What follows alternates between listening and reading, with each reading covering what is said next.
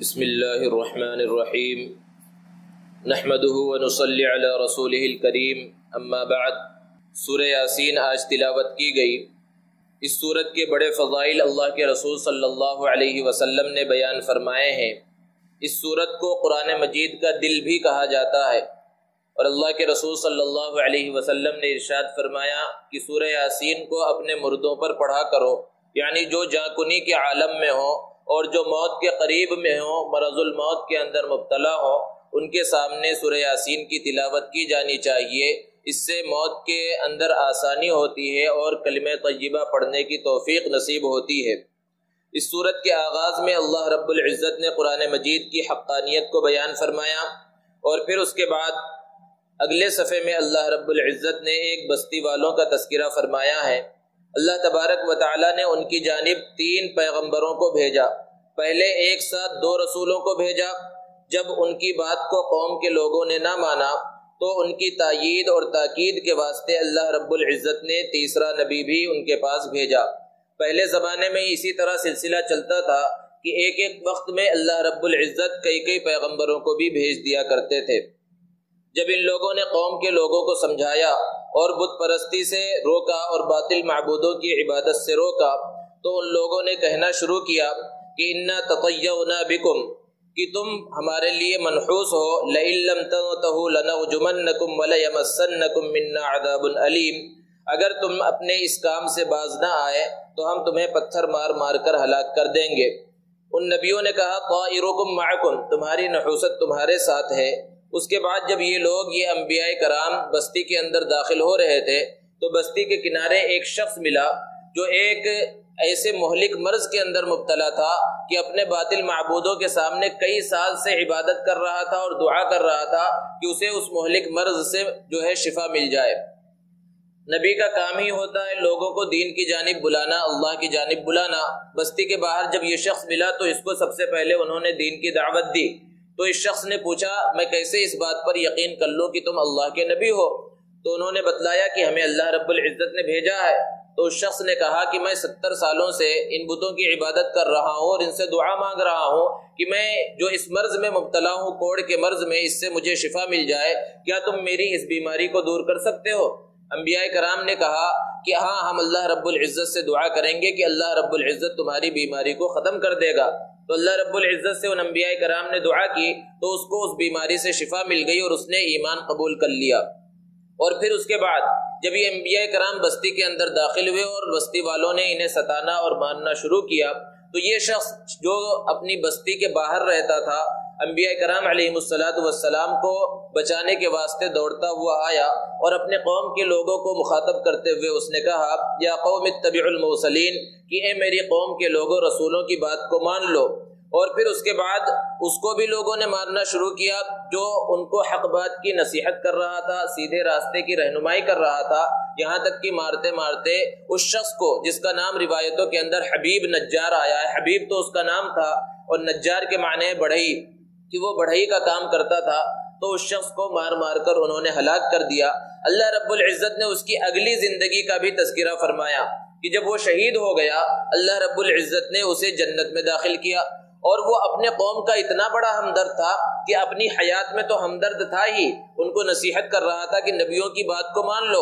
اب جب جنت میں اسے داخل کیا گیا اور جنت کی نعمتوں کو اس نے دیکھا تو سب سے پہلے اسے اپنے قوم کی یاد آئی۔ اپنے قوم کے ساتھ اس نے ہمدردی کرتے ہوئے کہا یا لیت قومی یعلمون، اے کاش میری قوم جان لیتی، بما غفر لی ربی، کہ کس طرح میرے پروردگار نے مجھے معاف کر دیا، وجعلنی من المکرمین، اور مجھے باعزت لوگوں کے اندر شامل فرمایا۔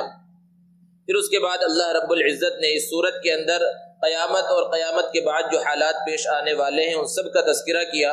اس سورت میں اللہ رب العزت نے سور پھونکنے کا بھی تذکرہ فرمایا کہ حضرت اسرافیل علیہ السلام پہلی مرتبہ جب سور پھونکیں گے تو دنیا کے اندر جو لوگ ہوں گے جو اپنے کاموں میں، تجارت کے اندر اور دوسرے کاموں میں مشغول ہوں گے، وہ اچانک دہشت کے اندر مبتلا ہو جائیں گے، پھر دوسرا سور پھونکا جائے گا تو اس وقت جتنے بھی لوگ باحیات ہیں سب کے سب تباہ و برباد ہو جائیں گے. اللہ رب العزت کے علاوہ کائنات کے اندر کچھ بھی باقی نہیں رہے گا. زمین، آسمان، چاند، سورج، ستارے سب کچھ فنا ہو جائیں گے.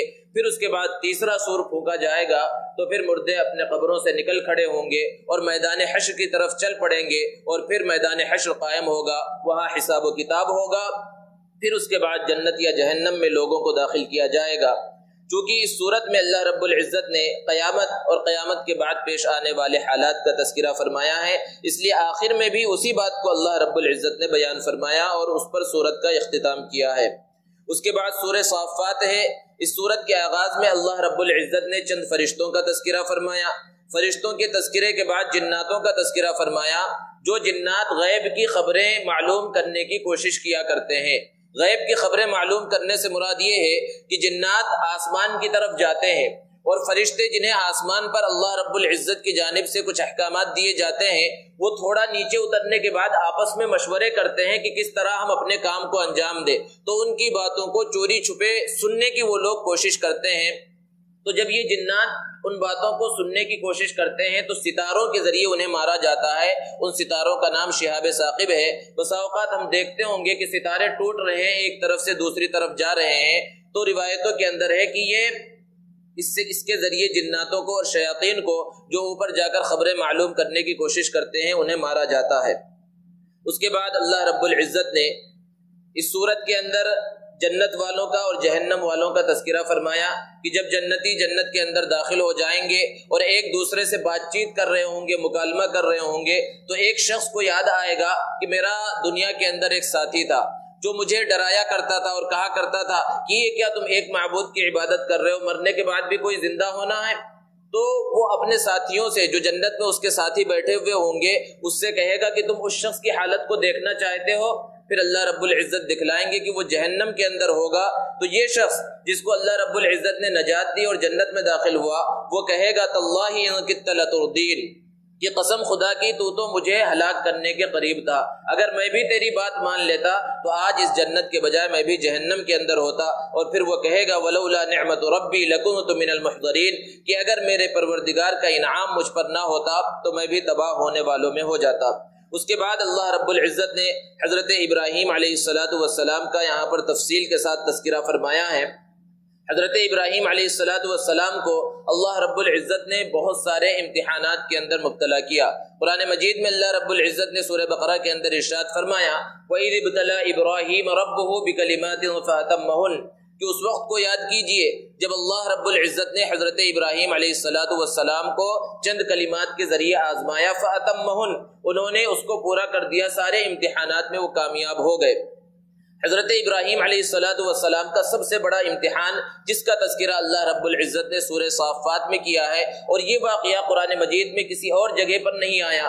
حضرت ابراہیم علیہ السلام کا تذکرہ قرآن مجید میں مختلف مقامات پر آیا ہے، لیکن اس عظیم قربانی کا اور عظیم امتحان اور عظیم آزمائش کا تذکرہ صرف یہیں پر آیا ہے کہ بڑھاپے کی عمر میں جب اللہ رب العزت نے حضرت اسماعیل علیہ السلام کی شکل میں ایک بیٹا عطا فرمایا اور وہ جوانی کی عمر کو پہنچا تو اللہ رب العزت کی جانب سے خواب میں حکم دیا گیا 3 دنوں تک کہ اپنے بیٹے کو ذبح کر دو.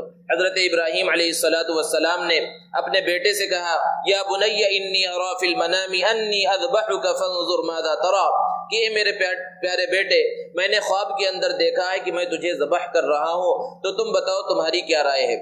حضرت ابراہیم علیہ السلام کو اللہ کی جانب سے حکم آ گیا تھا. نبی کا جو خواب ہوتا ہے وہ سچا ہوتا ہے، نبی کا خواب بھی وحی کے درجے کا ہوتا ہے.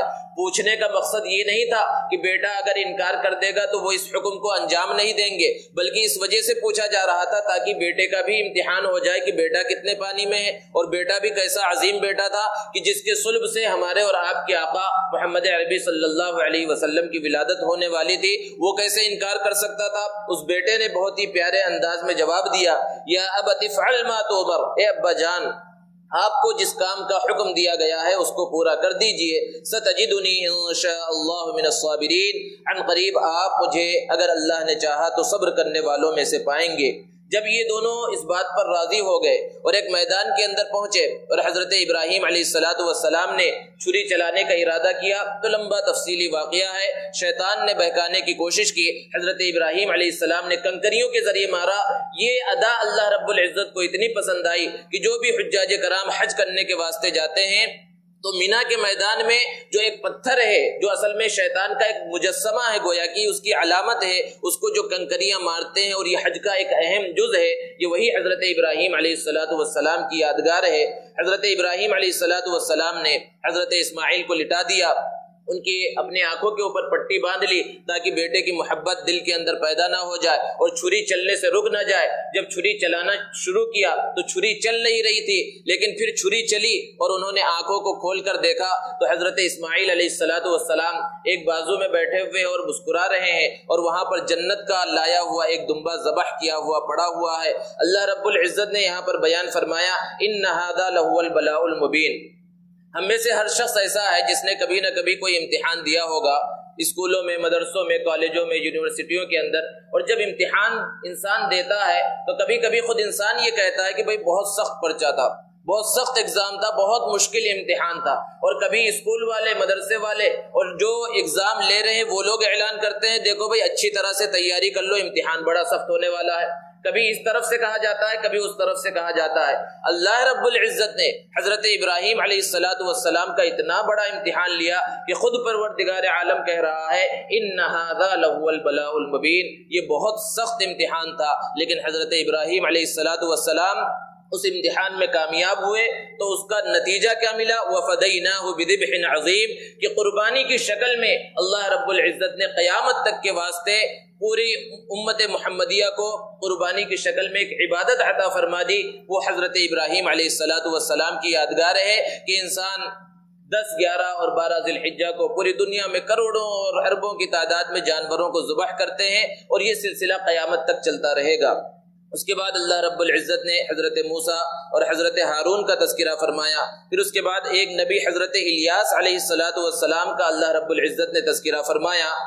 جس قوم کی جانب یہ بھیجے گئے تھے وہ بعل نامی ایک بت کی عبادت کیا کرتے تھے، اور اس پوری قوم کو اور اس علاقے کو بعل بک اس کی وجہ سے کہا جاتا تھا، اس بت کی جانب نسبت کرتے ہوئے۔ اس کے بعد اللہ رب العزت نے حضرت لوط علیہ السلام کا اور پھر حضرت یونس علیہ السلام کا مختصراً تذکرہ فرمایا ہے۔ پھر اس کے بعد سورہ صاد ہے۔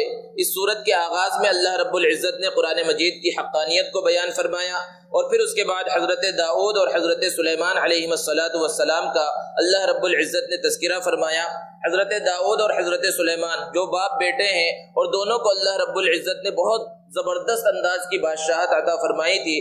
حضرت داؤد علیہ السلام کو اللہ رب العزت نے آواز بھی بہت اچھی عطا فرمائی تھی کہ جب وہ تلاوت کیا کرتے تھے تو فرشتے بھی ان کے ساتھ تلاوت کرتے تھے، پرندے ان کے ساتھ تلاوت کرتے تھے، اور پہاڑ ان کے ساتھ جھومنے لگ جایا کرتے تھے۔